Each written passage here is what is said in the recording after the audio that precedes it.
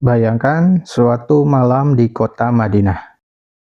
Angin gurun berhembus perlahan di antara rumah-rumah sederhana yang dibangun dari batu dan tanah liat. Di dalam kota itu hidup orang-orang yang dikenal karena kebaikan mereka. Mereka memberi makan orang lapar, membantu tetangga, dan mengorbankan harta demi sesama.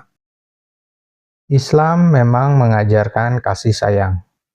Rasulullah Shallallahu Alaihi Wasallam mengajarkan bahwa siapa yang meringankan kesulitan saudaranya, Allah akan meringankan kesulitannya pada hari kiamat. Allah senantiasa menolong hambanya selama hamba itu menolong saudaranya. Tapi ada satu pelajaran penting yang sering dilupakan banyak orang.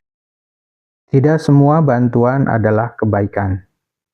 Kadang, membantu seseorang justru menjadi dosa apabila bantuan itu memperkuat kebatilan, kezaliman, atau kemaksiatan. Inilah kebijaksanaan yang diajarkan Islam sejak berabad-abad lalu.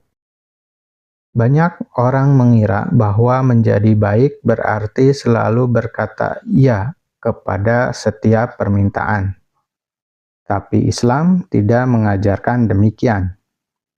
Bayangkan seseorang meminta bantuan untuk menipu orang lain, atau seseorang meminta dukungan agar dapat melakukan sesuatu yang jelas-jelas haram. Jika kita membantunya, maka kita tidak lagi membantu manusia. Kita sedang membantu dosa itu sendiri. Karena itulah, para ulama menjelaskan bahwa seorang muslim diperintahkan membantu dalam kebaikan dan ketakwaan, bukan dalam dosa dan permusuhan. Bantuan yang membawa manusia lebih dekat kepada Allah adalah kebaikan. Bantuan yang menjauhkan manusia dari Allah bukanlah kebaikan, walaupun terlihat seperti kebaikan. Dalam sejarah para nabi, selalu ada tokoh-tokoh yang berusaha menyeret manusia menjauh dari kebenaran.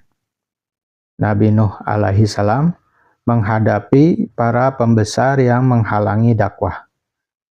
Nabi Musa alaihi salam menghadapi Fir'aun.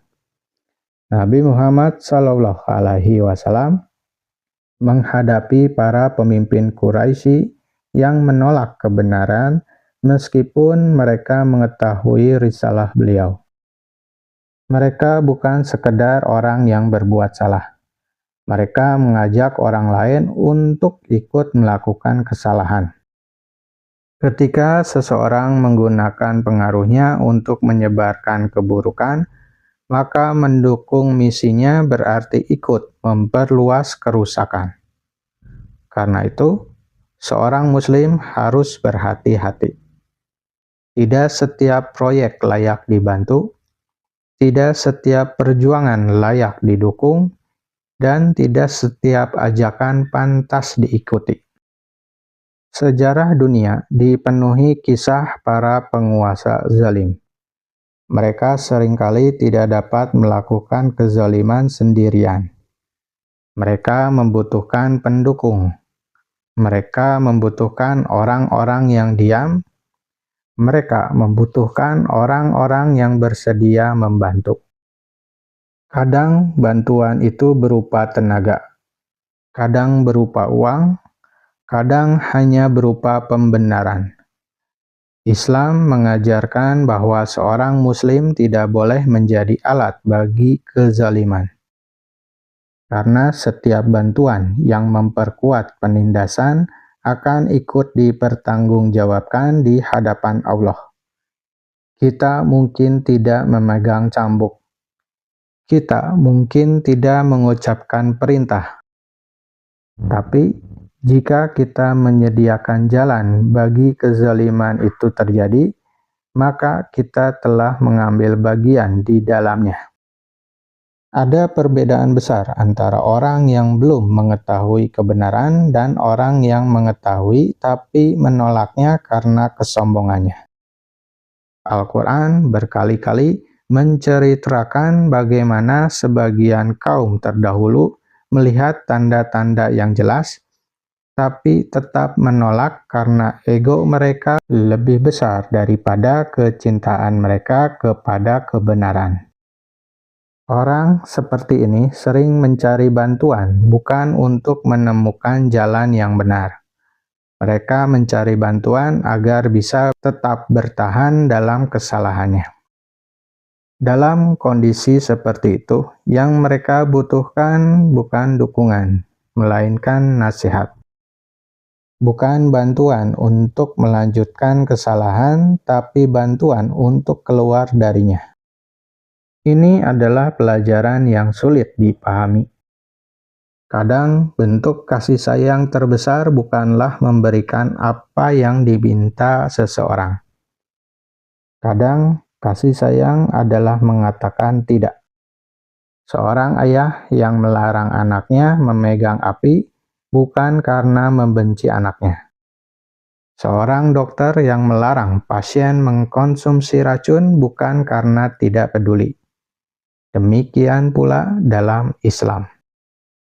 Ketika seseorang meminta bantuan untuk melakukan sesuatu yang merusak dirinya sendiri atau orang lain, penolakan bisa menjadi bentuk kasih sayang yang sesungguhnya. Karena tujuan seorang Muslim bukan membuat manusia senang sesaat. Tujuannya adalah membantu manusia menuju keselamatan dunia dan akhirat. Di zaman modern, bentuk bantuan tidak lagi hanya berupa uang atau tenaga. Satu klik dapat menjadi bantuan.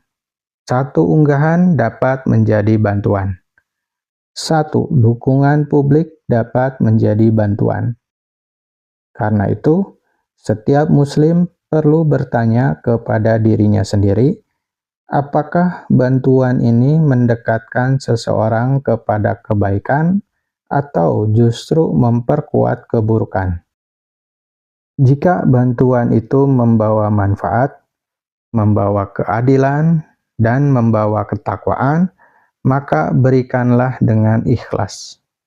Tapi, jika bantuan itu memperkuat dosa, kebohongan, penindasan, kesesatan, atau kezaliman, maka menjauhinya adalah pilihan yang lebih dicintai Allah. Pada akhirnya, Islam bukan sekedar agama yang mengajarkan kita untuk membantu. Islam mengajarkan kita kebijaksanaan tentang siapa yang harus dibantu, kapan harus membantu, dan untuk tujuan apa bantuan itu diberikan. Karena tidak semua bantuan bernilai pahala, dan tidak semua penolakan bernilai dosa. Kadang, menolak membantu kebatilan adalah salah satu bentuk ibadah yang paling besar di sisi Allah. Wallahu a'lam bishawab. Barakallahu fiik.